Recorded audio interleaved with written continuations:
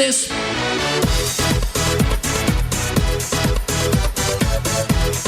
Welcome back to a special episode of the Perfect RIA podcast. This is going to be a new version that Jarvis and I are rolling out. We're going to do Question Wednesdays. We're getting lots of great questions from you guys, which is great. If you have a question, you can email us at lifestyle@theperfectria.com, and it'll go into the queue for Jarvis and I to answer. Jarvis, how does that sound?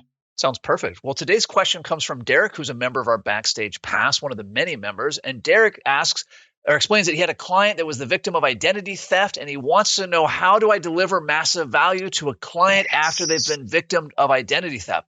Micah, I'm sure you've run into this in your practice. How are you delivering massive value when a client is victim to identity theft?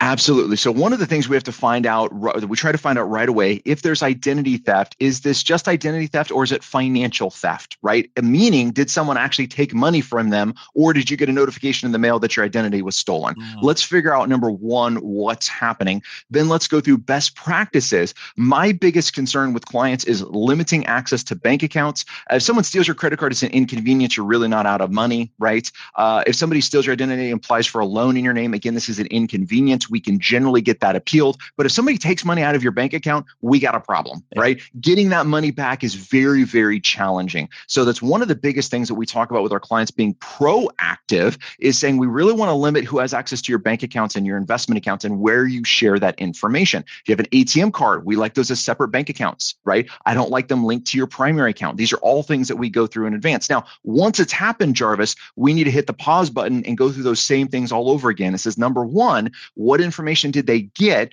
and do they have access to any of your bank accounts? Do we need to put a hold on your bank accounts? Do we need to put a freeze on your accounts, right? Number one, let's stop the bleeding, stop the drain of any financial assets. That's the number one thing we're going to do.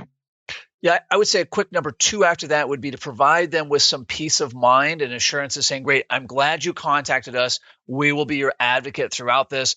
And Micah, that's where, again, we're walking through best practices. Have you filed a police report? Have you notified your bank? Have you then taken the police report and sent it to the credit unions? By the way, this is not something where we're just saying, hey, Dave, you need to do A, B, and C. We're saying, Dave, we can help you with A, we can help you with B, we can help you with C. Now, Mike, in my experience, half the clients say, you know what, I can do that, no problem. The other half are saying, my goodness, I was so afraid. I'm so glad that you're here to help me. Yes, if you could call into the police department with me, that would be amazing. Perfect. Great. Let's conference them in. And 90% of the time, at least with Alaska, all this is done online, by the way. Yes. You don't call in police reports. And so the way we do it is either a Zoom call or have the client come in. And then we go to the client themselves. So they're going through the process, right? We're zooming into their computer. We're helping them fill out the application. They're helping get everything done. We're right there walking them through one step at a time to make it get done timely. So we can schedule time to do it, or this could be something that needs to be done right away. Jarvis, I love that. Yeah. And of course, we're also letting them know, hey, we're going to keep an extra close eye. And by the way, I tell them, I say, hey, listen, we're already watching your account all the time for activity, but we will keep an extra close eye and we'll notify Fidelity, we'll notify the custodian. Now, by the way, when we notify the custodian doesn't do anything with that information, sadly, but we're still going to notify them and we're going to keep an extra close eye because a client wants an advocate, right? They've been violated, right? They've had things stolen from them, their identity. They need to know someone's on their side.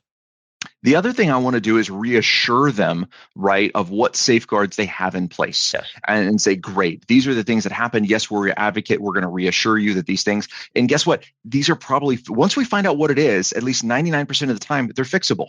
And we'll say, great, good news. This is fixable. I'm so sorry you have to go through this. I know this is difficult. We've had other clients go through this. And this is the timeline in which we can expect to fix it. It will not be done right away. This could take 3 to 7 months. And with COVID, that's now a year. Right? It could take this long, but number one, we're going to stop the bleeding. That means we're going to protect the assets that you have to hopefully prevent them from identity theft. Number two, we're going to notify everyone that needs to be notified. Then number three, we're going to work on fixing this. So many people want to jump on the fix first. No, I want to stop the bleeding first, right? If somebody took out a loan in my name, boy, that's an inconvenience. I'm going to protect my bank accounts, make sure they don't take money out because now that's a problem, not an inconvenience. So we're going to stop the bleeding. We're going to identify people or identify and notify who needs to be taken care of. And then number three, we're going to work on fixing that issue.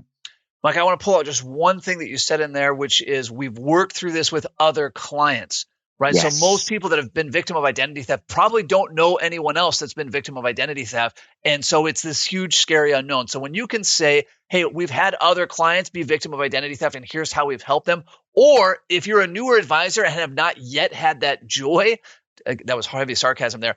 I work closely with advisors who have had this happen to their clients, and here's the best practices that they gave me. So it doesn't, obviously you need to be authentic and honest in this whole thing. If it hasn't happened to you, it will. But you have us to reference to. Yeah, really, really important. So that was the tip for today for Question Wednesday. We need a better name for question. What about Wisdom Wednesday? What do you think? Ooh, I like that. A bit of a tongue twister. Yeah, that's not arrogant with the perfect RA. That's perfect. Goes right along. Perfect. Well, if you have a question you'd like us to cover on Wisdom Wednesday, send it to lifestyle@theperfectria.com and we will drop it in the queue. And Micah, until next time, happy planning. Happy planning. Hold on before we go. Something that you need to know. This isn't tax, legal, or investment advice. That isn't our intent. Information designed to change lives.